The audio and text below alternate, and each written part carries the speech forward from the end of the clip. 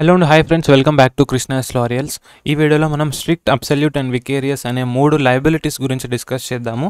ఈ liabilities law of టార్ట్స్లో చాలా important and మన రియల్ లైఫ్ సిచ్యువేషన్స్లో కూడా వీటిని మనం చూస్తుంటాము. సమ్ టైమ్స్ న్యూస్ పేపర్స్లో వస్తుంటాయి అండ్ సమ్ టైమ్స్ మన రియల్ లైఫ్ ఎక్స్పీరియన్స్లో కూడా మనం చూస్తాము.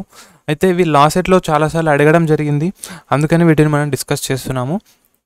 Let's start with what is tortious liability. Liability ఎప్పుడు ఎరైజ్ అవుతుంది? ఎవరైనా మన వల్ల, మన నెగ్లిజెన్స్ వల్ల, మన యాక్షన్స్ వల్ల వాళ్ళ యొక్క లీగల్ రైట్ వయలేట్ అయినా, వాళ్ళు సఫర్ అయినా, దెన్ లయబిలిటీ ఎరైజెస్. సో ఇక్కడ ఫర్ ఎగ్జాంపుల్ ఒక ఫ్యాక్టరీలో ఒక పాయిజనస్ స్మోక్ రిలీజ్ అయిపోయింది. ఆ గ్రామ ప్రజలంతా కూడా అస్వస్థతకు గురయ్యారు. సో ఇక్కడ గ్రామ ప్రజలందరూ అస్వస్థకు గురవడం వల్ల వాళ్ళు సఫర్ అయ్యారు, వాళ్ళ లీగల్ రైట్ ఇంజూర్ అయింది. So who can be held liable?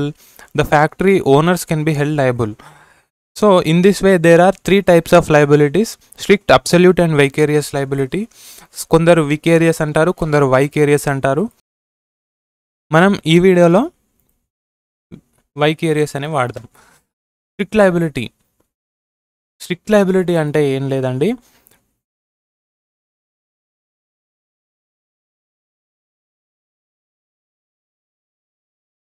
ఎప్పుడైనా సరే ఏదైనా ఒక పొటెన్షియల్ హార్మ్ తలపెట్టేటువంటి సబ్స్టాన్స్ మన యొక్క ప్రెమిసెస్లో ఉండి అది పక్క వాళ్ళ ప్రెమిసెస్లోకి వెళ్ళి వాళ్ళకి డ్యామేజ్ చేసింది అనుకోండి, then that is strict liability.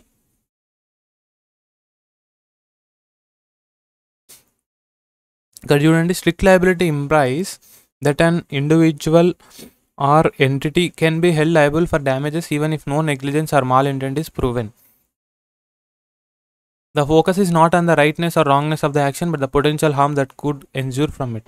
దీని ఎసెన్షియల్ అర్థం చేసుకుంటే you will be easy to understand. Non natural use of land.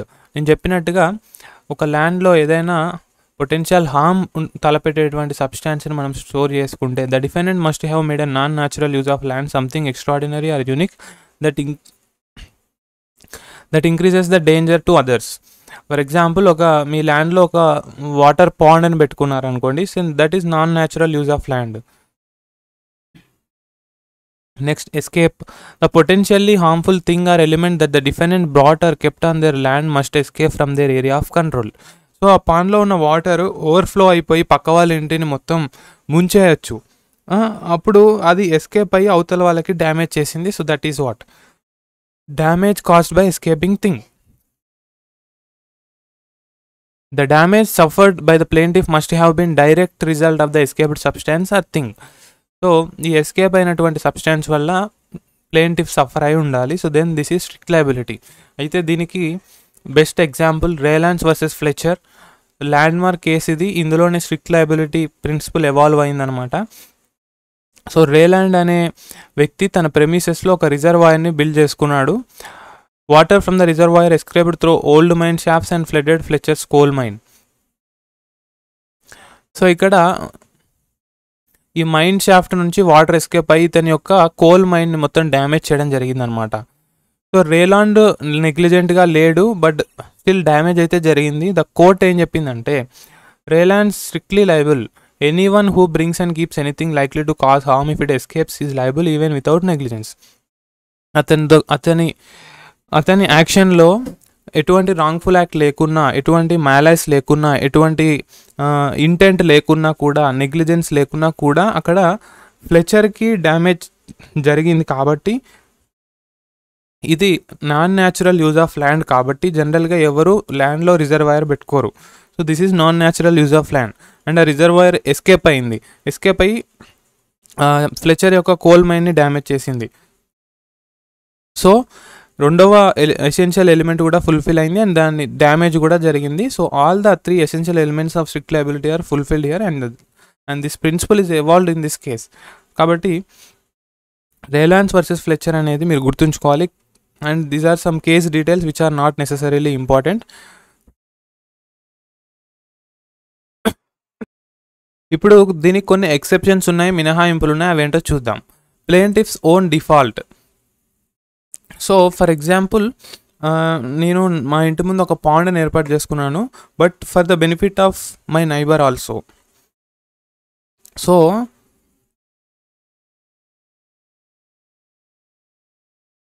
ఇద్దరం కలిసి దాన్ని ఏర్పాటు చేసుకున్నాం కాబట్టి, సో అక్కడ ప్లేంటిఫ్ డిఫాల్ట్ కూడా ఉంది, దెన్ దట్ ఈస్ ఎ మినహాయింపు or exception. Consent of the plaintiff. So ఒకవేళ నేను ఏర్పాటు చేసుకున్నటువంటి రిజర్వాయర్ దగ్గరికి ప్లేంటిఫ్ తెలిసి కూడా, నేను అక్కడికి వెళ్తే రిజర్వాయర్ నన్ను ముంచేయచ్చు అనే రిస్క్ ఉంది, అది తెలిసి కూడా అతను వచ్చాడు అనుకోండి, then that is consent. Next act of God. So heavy rains రావడం వల్ల ఫ్లడ్ అయి ఓవర్ఫ్లో అవుతే then that is act of God. Then act of stranger. So defendant యొక్క ప్రమేయం లేకుండా ఒక థర్డ్ పర్సన్ వల్ల అది ఎస్కేప్ అయింది అనుకోండి, then that is act of stranger. Next statutory authority.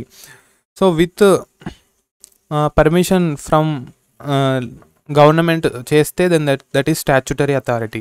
So these are the 5 exceptions to strict liability.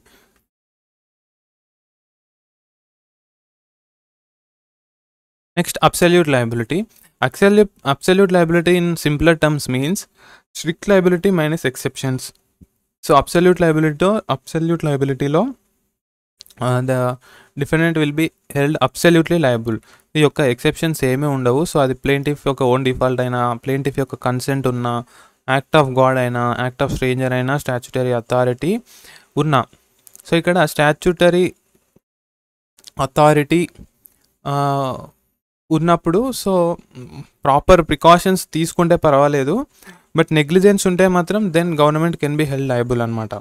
Okay, that ఆ point మీరు గుర్తుంచుకోవాలి, which is very key.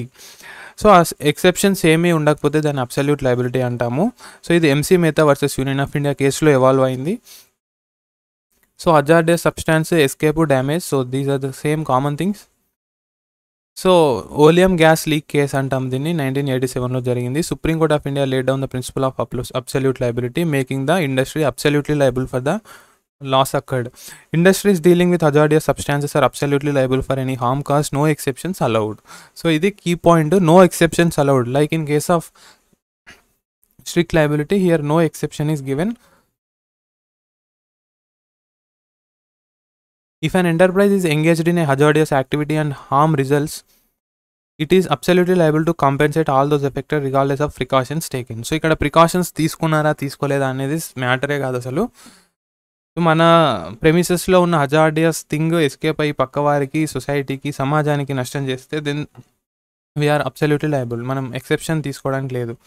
Next vicarious liability. So law of టార్ట్స్లో vicarious liability is very important. జనరల్గా ఎవరైనా తప్పు చేస్తే వాళ్ళే liable అవుతారు, బట్ వైకేరియస్ లయబిలిటీ ప్రకారం ఒకరు చేసిన తప్పుకి ఇంకొకరు కూడా లయబుల్ అవ్వచ్చు. అది ఎటువంటి కేసులో వస్తుందంటే, a person can be held liable for the wrongful acts of his agents or servants during the course of employment since they are working for him. So మీరు ఒక డ్రైవర్ని హైర్ చేసుకున్నారు. సో మీ డ్రైవర్ ఒక యాక్సిడెంట్ చేస్తే then for the wrongful act done by your driver the owner అంటే మీరు liable అవుతారనమాట. సో ఏజెంట్స్ అండ్ సర్వెంట్స్ చేసిన పనులకి master and principal and master liable అవుతారనమాట. This is vicarious liability. The liability of master arises even when the servant acts against his wish or instructions. So this is very key point. The work should be done by a person working in the capacity of a servant. So atanu servant position lo undali. The act should have been committed during the course of employment. So course of employment lo jarigi undali. So మీ driver మీ working అవర్స్లో car నడుపుతూ మిమ్మల్ని ఎక్కించుకొని అప్పుడు ఎవరికైనా hit చేస్తే you will be held liable. Otherwise మీ డ్రైవరు వర్క్ అయిపోయింది ఇంటికి వెళ్తున్నాడు, then your driver will be held liable. So course of employment అంటే అది. ఎగ్జాంపుల్స్ చూడండి. Master will be held liable for the acts of servant, employer for the acts of employee, principal for the acts of agent, partners every partner is equally held liable for the acts of other partners, company employees. ఈ విధంగా ఉంటుందన్నమాట. ఇక్కడ let us understand the term servant. Servant is a person who is employed by his master to do some work under him and under his direction and control. So ఇక్కడ direction and control అనేవి keywords. So without your direction and control ఎవరైనా మీ కింద పనిచేస్తే then that is not servantship. Okay, దాన్ని servantship అనమన్నమాట. How do we derive master servant relationship? చూడండి, ఈ పాయింట్స్ అన్నీ ఫుల్ఫిల్ అయితే దెన్ మాస్టర్ సర్వెంట్ రిలేషన్షిప్ ఉన్నట్టు. A master has power to select a servant. A master has the power to pay wages and remunerations. A master has control over the method of doing the work by servant. A master has the right to fire the servant. తీసేయచ్చు job నుంచి. So ఇక్కడ independent కాంట్రాక్టర్కి సర్వెంట్కి తేడా ఏంటి? For example, మీరు ఒక డ్రైవర్ని పెట్టుకున్నారనుకోండి, you are paying salary to him, you can remove him from the job any time and you can pick driver of your choice. So he is a driver and he is a servant. But మీరు ఒక ఓలా ఊబర్లో ఒక క్యాబ్ని book చేసుకున్నారనుకోండి, so he is a independent contractor. Okay, ఒకవేళ మీరు ఆ క్యాబ్లో వెళ్తున్నప్పుడు యాక్సిడెంట్ అయితే the driver will be held liable. ఒకవేళ మీరు డ్రైవర్ని పెట్టుకొని మీరు ఓన్గా వెళ్తున్నట్లయితే you will be held liable. So this is the difference between servant and independent contractor. So that's all in this video guys. If you have any doubts let me know in the comment section. I will be happy to answer. And don't forget to check links in the description box. ఇంత రిపీటెడ్గా చెప్తున్నాను, చాలామంది అయితే join అయ్యారు. ఇంకా ఎవరైనా join అవ్వకపోతే తప్పకుండా జాయిన్ అవ్వండి. ఎగ్జామ్లో క్వశ్చన్స్ ఏ విధంగా అడుగుతారు, ఎగ్జామ్ టైం మేనేజ్మెంట్ అండ్ మీ యొక్క వీక్ ఏరియాస్, మీ యొక్క స్ట్రాంగ్ ఏరియాస్, ఇవన్నీ కూడా మీరు ప్రాక్టీస్లో తెలుసుకోవచ్చు. I wish you all the best. Have a nice day.